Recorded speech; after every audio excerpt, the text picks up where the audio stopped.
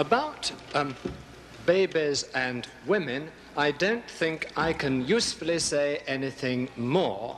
I'm afraid that here we shall just have to leave that subject, or as far as I'm concerned, we shall have to leave that subject for the public to decide, because I can't, I think, say anything more that will illuminate any further the questions about vague notions and differences of degree. About value, I had hoped that I'd said a lot that would be helpful. Indeed, I still rather think that I said a lot that would be helpful, but there's clearly one distinction that I can usefully make now before going on to something else. And that is a distinction between moral law and moral obligation on the one hand and legal laws. Now, as regards Nuremberg, it seems to me that what the court at Nuremberg was at least claiming, and the only basis on which it was justified to enacting as a court and prescribing legal punishments, what they were at least claiming was that there was an already existing system of international law which that court was acting in accordance with and prescribing the punishments appropriate to offences against that system of law. Now, it seems to me entirely possible that the situation might arise there as it would arise in the case of many other courts, where there's no doubt at all but that someone did commit an offence under a system of the law of a particular state or under under international law, but this offence was not in fact a moral one. Equally well, it's entirely possible that some offence may be a moral offence, but it not be against the law in this country or against international law and so on. And it's the relations between these two things, questions of right and wrong, and if you like, the moral law, and systems of positive law, that I think have given rise to some confusion here. I mean, it's familiar enough that surely to goodness there are many things which we believe ought not to be done, which are not illegal under the laws of either Texas or the United States. And perhaps there are still some sorts of conduct which we believe to be right or even positively mandatory as a matter of morals, which are actually against the laws of Texas or the United States. Well, so much for babies and women and for value. Now, I think I'd better go on trying to be a little systematic. Now, suppose we do start, as I was arguing a little earlier, that we should start from a position of what I call negative atheism, accepting the findings of ordinary observation and everyday experience, and then referring to the ever-accumulating stock of scientific knowledge of the inner workings of things. Now, that's our starting point.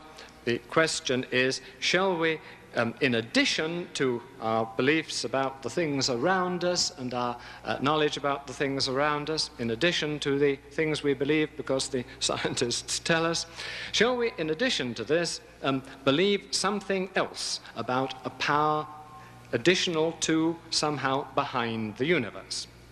Someone comes along and tells us, indeed, that behind all this, behind all the familiar and undisputed things, sustaining and controlling it all is a knowing, an all-knowing and all-powerful being.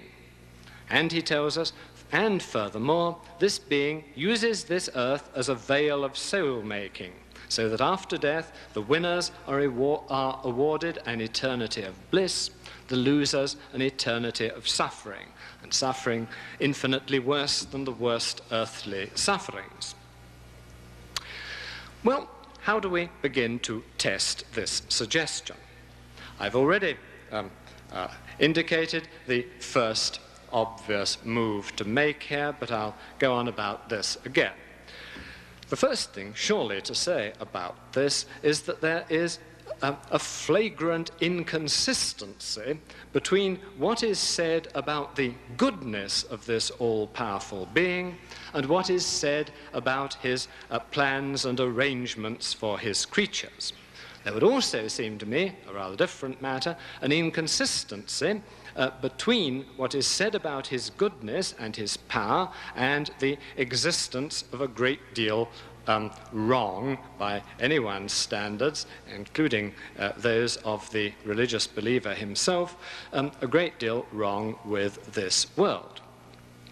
And there appears to be a contradiction here, because if you're going to say that everything is the work of, is sustained by an all-powerful being who's all good, if you're going to say, in the words that Miss Mahalia Jackson sings so well, he's got the whole world in his hands, then it's hard indeed to see how this power and this goodness can be compatible with what's going on. But still worse than the question of the difficulty of reconciling these claims with the familiar facts of the world, I think, is the difficulty of reconciling the account of God's goodness and justice with what is then said about how he planned to create a lot of conscious creatures, us, and he did this in the full awareness that some of them were going to enjoy eternal bliss, and they were going to be kept in this condition by his sustaining causality, and others of them, perhaps the majority, were going to be in unlimited and eternal torment and to be sustained in this condition by his power. I must confess that this subject of the doctrine of hell is one about which I find it very difficult to maintain my national British calm and reserve. But let me, with what restraint I can muster, say that if anything can be known to be monstrously, inordinately wrong and unjust, it is that the being it is the conduct which this God is said to pursue. If anything can be known to be just quite monstrously, inordinately, unquestionably unjust and evil, it is the conduct of a being creating conscious creatures, whether human or animal, in the full knowledge and with the intention that these creatures should be maintained by him and by his sustaining power eternally in infinite and unlimited torment.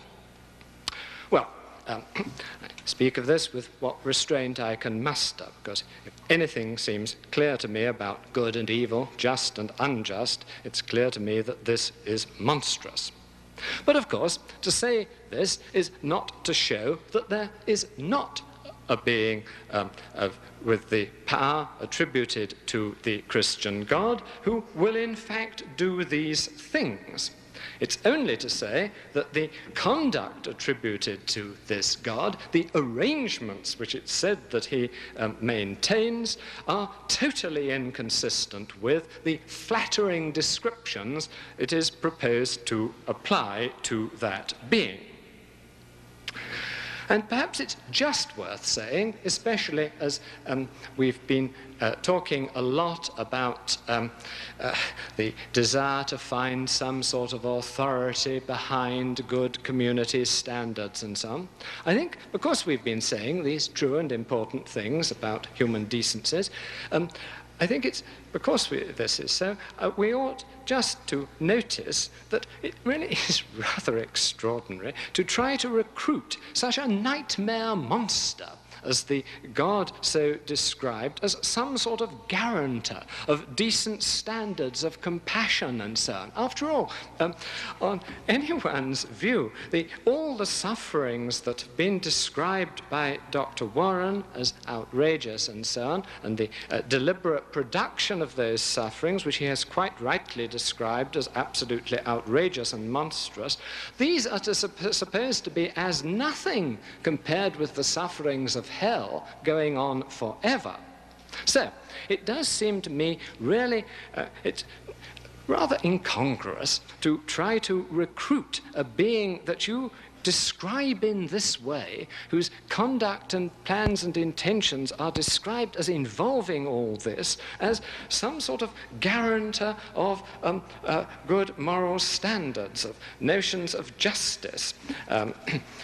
Yeah, well, so much for the first point, that it seems to me that the moral descriptions applied to the supposed God are quite inconsistent, both with the facts of this world and with the other things that this God is supposed to arrange for and to maintain. Now, let's move on to a second sort of point under this first heading. Stage 1, the introducing and considering the notion of God and the things it's proposed to say. And it's at this point I hope to say something that bears on Dr. Warren's challenge about falsifiability. What I'm going to be saying is that one of the things that's wrong with the whole notion is precisely that it has been made untestable. And the reason why I am unable to state what would decisively establish for me the existence of God, or decisively show it to be false if these arguments about inconsistency do not show it to be false. The reason why I have difficulty in answering these questions is that the proposed notion of God has been made one that is not subject to test. My difficulty is to see how indeed one could test the notion when it's a sophisticated notion of God. See, let's start this one. In the days of the prophet Elijah and the prophets of Baal, people were prepared to say, I believe in Jehovah, and though they wouldn't have been hypothetical about it, if Jehovah exists, he will act thus and thus, and in particular, that he will produce results which the Baal and the prophets of Baal will not be able to produce. And according to the record, he did, thus decisively falsifying the claims of the worshippers of Baal. But those days seem to have passed. Nowadays, we do not find religious believers, and particularly sophisticated religious believers, attempting to say that, right, if I'm right about God, as of course I maintain that I am, in such and such circumstances, this or that will happen. And then we try to produce those circumstances and discover whether this or that does happen. It is, I fear, nowadays not like this. And here I will quote an Associated Press report which was drawn to my attention, as they say, by Dr. Barnhart. It's dated March 4th, 1960, and comes from Nairobi, Kenya. Quote, the Reverend Dr. Billy Graham was challenged today to a healing contest to see whether Christianity is more powerful than Islam. On his return to Nairobi from Rwanda, Urundi, on his African trip, the evangelist was handed a letter from the chief of the, not sure about the pronunciation of this, Ahmadiyya Muslim mission in East Africa, Maulana Sheikh Mubarak Ahmad. Contending that Islam alone is the living religion on earth through which man can attain salvation, and contending that Christianity is utterly devoid of any heavenly blessing or true guidance for man, the letter suggested that 30 incurables be certified by the Director of Medical Services of Kenya and be equally divided between you and me by lots, the experimental group and the control group. Sorry, that was my parenthesis. We may then be joined by 6 persons of our respective faiths in prayer to God for the recovery of our respective patients, to determine as to who is blessed with the Lord's grace and mercy, and upon whom his door remains closed. Yes. Well, apparently, Dr. Billy Graham, discreetly perhaps, refused to take the challenge, and his aides reported that it was very unlikely that he would even comment on the challenge. Now, I'm sure that many people here will think that I've been a little vulgar and unrefined mentioning something like that.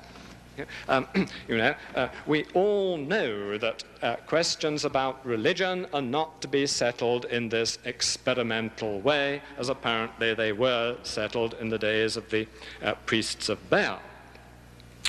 They're settled in this way in many other circumstances. I read recently the saga of Burnt Njal, the Icelandic saga, and discovered from that saga that when the first Christian missionary arrived in Iceland, there happened to be a berserk at the court of the not king, I suppose, but the person they went to, and it was suggested they should have a test and see whether the existing priests were able to cure the berserk or whether the Christian ones could. The Christian ones succeeded, and these Icelanders, honorable blonde Icelanders, instantly kept their word.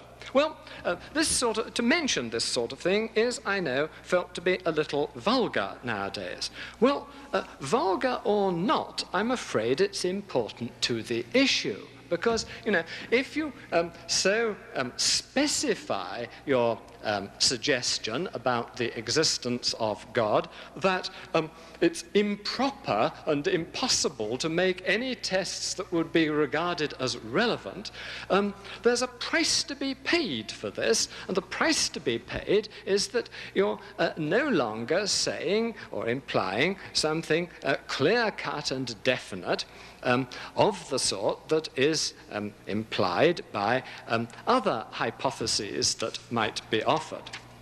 And it's for that reason that I find such difficulty in answering Dr. Warren's challenge about what would, for me, settle the issue. That difficulty arises directly from the fact that the notion under discussion is one that has been so specified that apparently there isn't any way of settling the issue, or perhaps isn't any way of settling it in this life. So, under the in the first of the two phases of a systematic rational apologetic, I've made two points of very different sorts. The first of these points is a point about apparent inconsistency. The second of these points is the point that whatever may have been true in the days of Elijah the prophet, what was then perhaps a testable hypothesis has become, at least for most people, an untestable one. It is, in that way, it seems to me, degenerate. What's happened to this is what has happened to the belief in fairies. At one stage, I imagine, people believed in fairies and believed that in certain conditions they could be observed, midsummer morning, or that if you put milk out for them, the milk would disappear and it wouldn't have been taken by the cat and things of that sort. But those who want to maintain the belief, and of course few people in this case do want to maintain the belief because there's no reason whatever to believe in that, those who want to maintain the belief, now say, well, of course, they can never be observed by anyone who isn't sympathetic, They don't like to be observed by non-believers and all that. And so what one ends up with is that all one has is some people who say they've seen these things, and there's absolutely no reason to distinguish what they're saying and claiming, no possibility of distinguishing what they're claiming from the claim we have imagined these things. Though I've just had the 1 minute notice put up, I think that even this time I will stop short there and not use the last 59 seconds.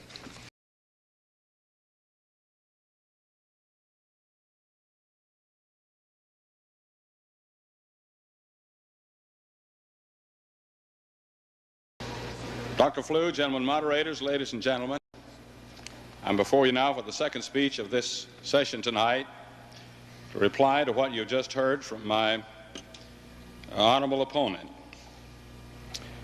He begins by reference to Nuremberg and holds that this is a recognition only of international law. I have shown that in the way he has answered the questions tonight that he himself does not believe that, for he said that judges did not have the right to say that the Nazis were not guilty of objective moral wrong. That takes away his point here. It recognizes still a higher law than that, and he has chosen not to deal with it at all, even though I have spoken at length on it and presented a number of charts in the matter. He persists in claiming that he's involved in what he calls negative atheism, which seems to be amounting to nothing more than agnosticism. I warned you in the beginning to watch to see if Dr. Flew would do this. He's in the habit of doing it. He's in the habit of shifting away from a thoroughgoing atheism in which he affirms, as he has in this debate, I know that God does not exist, to merely saying that I do not believe in God. But Dr. Flew, we have no intentions of letting you make that kind of shift. It is your responsibility to offer an argument, the conclusion of which is, I know that God does not exist. That argument must be sound. It must have true premises. And to this good moment, that argument has not been made. He has, it is true, tantalized us with some suggestions of some sort of inconsistency in regard to the concept of God and perhaps some empirical facts in this world. He has further tantalized us with the second point, that it isn't testable, that the question of the existence of God is not testable. Isn't it strange that he has a sort of an immune position?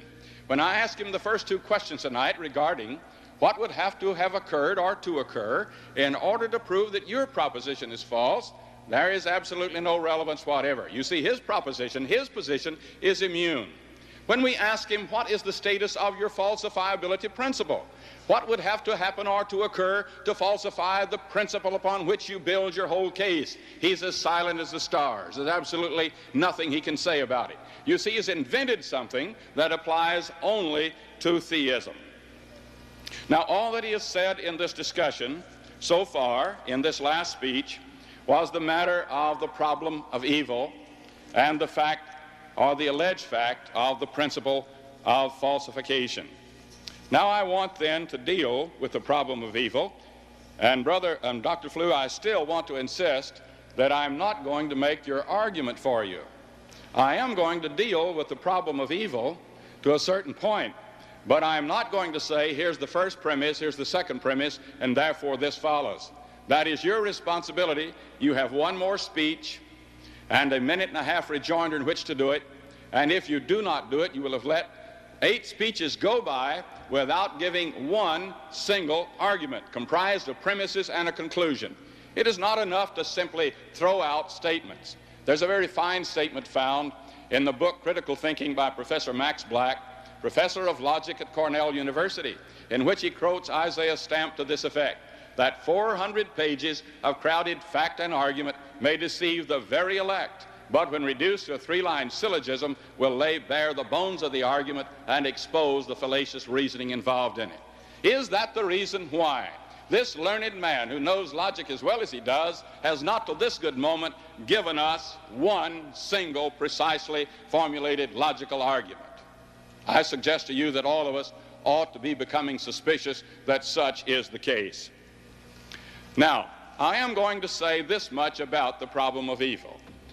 That Dr. Flew is on record in his books, though he has not said it precisely here tonight. I'm going to do this much for him by citing from his books. He seems to accept this as a sort of basis of proceeding, that if evil exists, then God does not exist. That would constitute a first premise.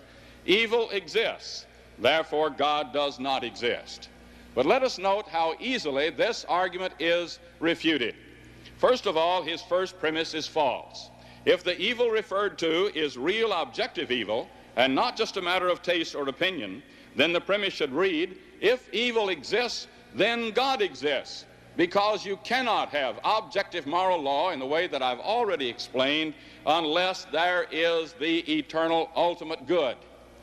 This is the case because it involves the admission of a higher objective law. If he means that if evil exists and he means nothing more than that somebody has a feeling of disapproval, such as when somebody says, what about a drink or a glass of spinach juice? And he says, ugh, I don't like spinach juice. And somebody says, why don't you commit murder? And he says, ugh, I don't like murder. Why don't you commit adultery? I don't like adultery. Another fellow says, well, I do, and they're both right, you see. Now, you see, if the evil in this argument is subjective evil, then it's saying, like a man says, I believe it's wrong to wear a red coat on Wednesday morning, and if he sees a man wearing a red coat on Wednesday morning, he says, aha, you see, there's evil in God's world. Therefore, God does not exist. You see how utterly absurd it is. If he admits on the one hand that the evil in his argument is objective, then it demands a higher law and therefore demands ultimate good, who is God. If it's merely subjective, it isn't anything at all, amounts to absolutely nothing.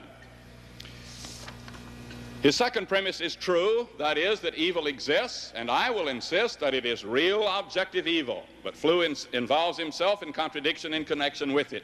On the one hand, he admits real objective evil. He's done this on a number of occasions. He did it last night and answered the questions, and he did it tonight.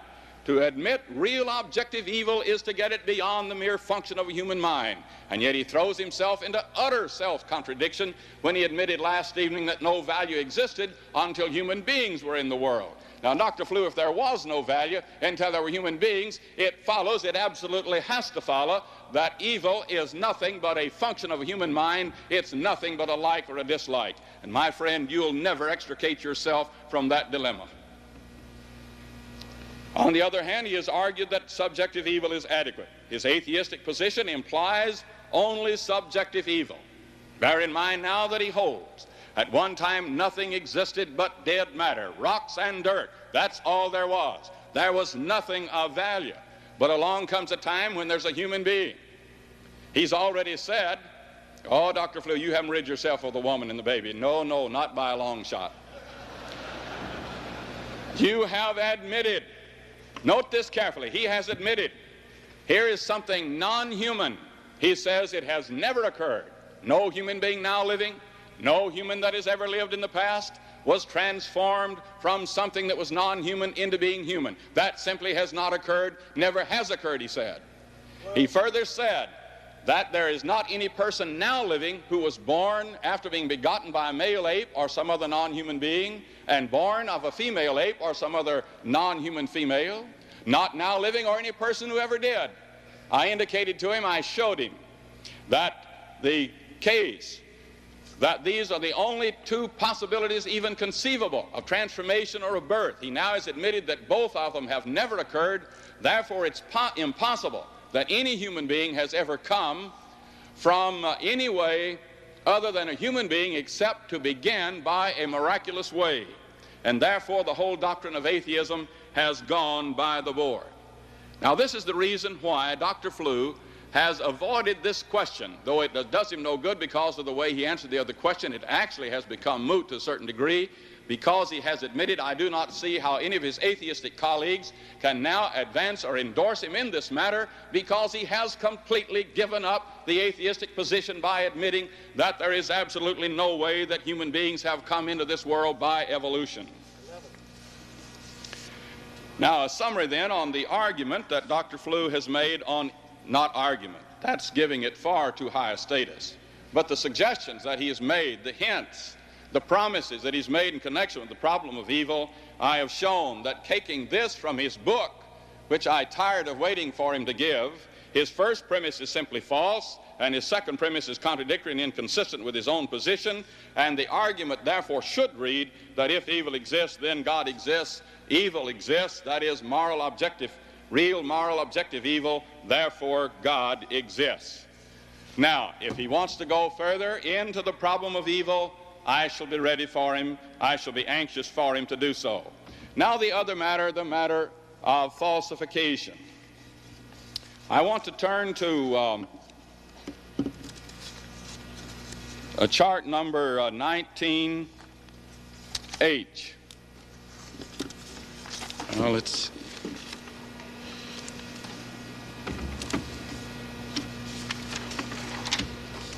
now, you can see this on the board. I'd like you to read it with me, and Dr. Flew can read along with me.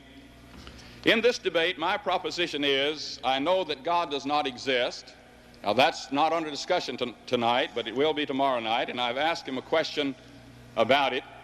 And his proposition is, I know that God does not exist.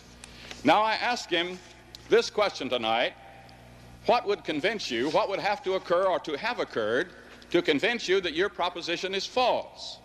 Now, for a man who makes as much of the falsification principle as Dr. Flew and then to claim the sort of immunity which he has complained is simply monstrous, to use a word that seems to be familiar with us tonight. Now, would it convince you, Dr. Flew, that your proposition is false if the following occurred? Now, listen carefully. If you were to hear a great voice from the sky, that voice identifies itself, I am God, creator of the world. That voice tells you that at a certain spot north of Denton, Texas, where presently there are no buildings at all, at exactly 10 3/4 seconds past 2:19 in the afternoon on September the 24th, 1976, the first of a number of huge buildings built of concrete, steel, bricks, and so forth would suddenly appear, complete in every detail, adequate to be an office building, including appropriate furniture in every room, elevators, restrooms, restaurants, and so forth, on that very spot. And that for the next 24 hours exactly, at exact 5-minute intervals, another huge building would suddenly appear very near the first building. And that this would continue, the voice tells you, until 289 buildings, each one of which would reach at least 1 mile into the air, appear all of a sudden in the same sudden fashion. The voice goes on to tell you, Dr. Flew, that you are to go to that spot indicated shortly before the time indicated and that you're to take 288 people with you. The voice tells you that exactly 10 minutes after the 289th building appears, you and the other 288 people whom you're to take with you to the spot indicated will suddenly sprout red and purple wings of such size, power, and design as will enable each one of you to easily fly to the top of each one of the 289 buildings. You go to the indicated spot at 2 o'clock in the afternoon on the designated day, September the 24th, 1976, and wait along with the other 288 people. Then at exactly 10 3/4 seconds past 2:19 in the afternoon on September the 24th, 1976, the first building, complete in all details that had been indicated by the voice, suddenly appears. And then for the next 24 hours at exactly 5-minute intervals, another building which reaches at least 1 mile into the air appears, complete in all details as indicated by the voice. Then exactly 10 minutes after the sudden appearance of the 289th building, you, Dr. Flew, and each one of the other 288 people suddenly sprout red and purple wings of such size, power, and design as to enable each one of you to easily fly to the top of one of the 289 buildings. Then each one of you 289 people does fly to the top of each of the 289 buildings. Then after all of this is completed, the great voice again speaks and says, I, God, have completed all of this. Dr. Flew, I want to know, would that convince you that your proposition is false? Now, surely you're not immune to that kind of answer. Surely that's not imprecisely stated. Now, to look at this proposition, I know that God does exist. Would it convince you, Dr. Flew, that my position is true if the following occurred? You hear a great voice from the sky. That voice tells you that exactly 15 1/2 seconds past 10:07 a.m. on October the 1st, 1976, he, the speaker, would raise that from the dead every person had been buried in a certain cemetery, let's say Cemetery X, and identifies himself as God. You go to the Cemetery X at 10 a.m. on October the 1st, 1976, and wait, and then at exactly 15 1/2 seconds past 10:07 a.m. on that date, October the 1st, 1976, every person who had been buried in that cemetery was raised from the dead. Now, surely, Dr. Flew, that's not imprecise. Surely you can understand it. Surely your proposition, surely your principle of verification and falsification is not immune from that. Now you tell me, true or false, this series of events would convince me of the truthness of your proposition, and the preceding series of events would convince me of the falsity of my own. Now, Dr. Flew, when you've handled with that, then we'll be ready to deal with more of the falsification principle. My friends, I submit to you that there is evidence of God Almighty in this world, and that material will be dealt with in a positive way in the following 2 evenings. Now, Dr. Flew has not given the argument that he has promised us. In all of the speech that you listened to, he came only up, he says, there seems to be some sort of contradiction. But Dr. Flew, you didn't show the contradiction. There are your fellow colleagues who say that the contradiction is not immediately evident, and they invent 2 quasi-logical rules which have some problem with them. Dr. Flew, I ask you, to come up forthrightly to this audience and admit that that contradiction is not immediately evident, and then to try to give us these quasi-logical rules that will make it evident, and then we'll have the kind of discussion that these people came here to hear. Not merely to say, here is a very curious idea, or it seems to me to be monstrous. It's not enough to make an assertion. There is a great deal of difference between an assertion and an argument. I can say the moon is made out of green cheese and offer no support for it. That's an assertion. But if I say this is the case and this is the case and therefore this follows from it, that's an argument. Now, Dr. Flew, you haven't done that. Now, in the remaining part of my time tonight, I don't want to continue with the concessions and the admissions of defeat and the self-contradictions which have already been made by my learned colleague. Continuing with the concessions made last evening in regard to question number 3. On this question, Dr. Flew concedes that there can be no wrong unless you violate some law. No, I've already covered that.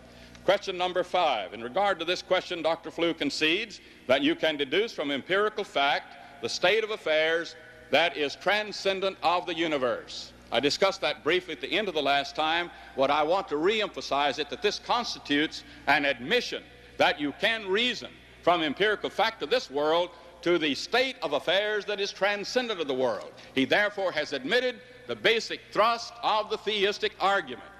That does not constitute on his part anything at all of an argument to show that God does not exist, but it does constitute a very fatal admission, a very strong concession, so far as my case is concerned, that will be before you tomorrow evening and the evening following. He has already admitted, as I've indicated to you, that there has never been a human being that has been transformed from a non-human. He has admitted that no human being has ever been born of a non-human being. And let me ask the projector operator to put for us on the chart, on the board, chart number 41Z. Now, this is stated, a logical argument stated in symbolic terms. It really is very simple. I ask you simply, in a way, to ignore the symbolic terms if you're not familiar with them, because they're very easily explained.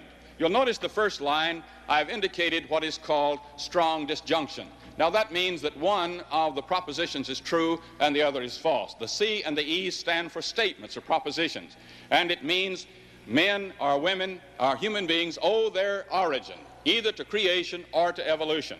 That means if one is false, the other is true. If one is true, the other is false. If by creation, then by God. Of course, that could be the only means by which creation would occur. The third proposition, in which I have there in a little sign that looks like a horseshoe, and then a B and a wedge and a T inside of a parenthesis, means that if evolution is true, then it is either by birth from some non-human thing or by transformation of some non-human thing. Now, Dr. Flew has already admitted, as you look at line 4, that it is not by birth. Therefore, that little sign, that little tilde-looking thing in front of the B means it is false, that B means it's false, that anybody, any human being was ever born of a non-human being.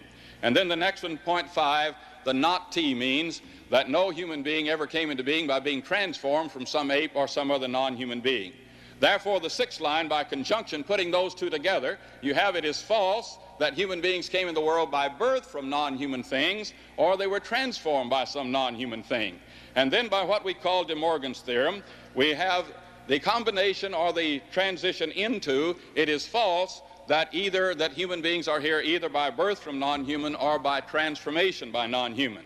Now then, by modus tollens, the law which indicates that any proposition which implies a false proposition is itself false, and going back up to point 3, where you have E implies B or T, and now we have it is false that B or T, therefore it follows that E is false.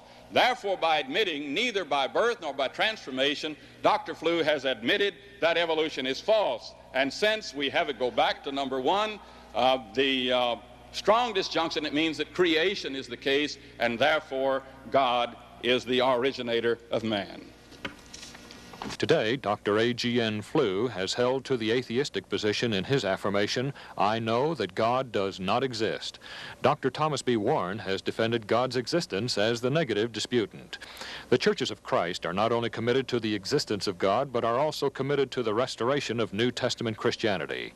We invite you to visit our services. Any questions or comments concerning this debate are welcome.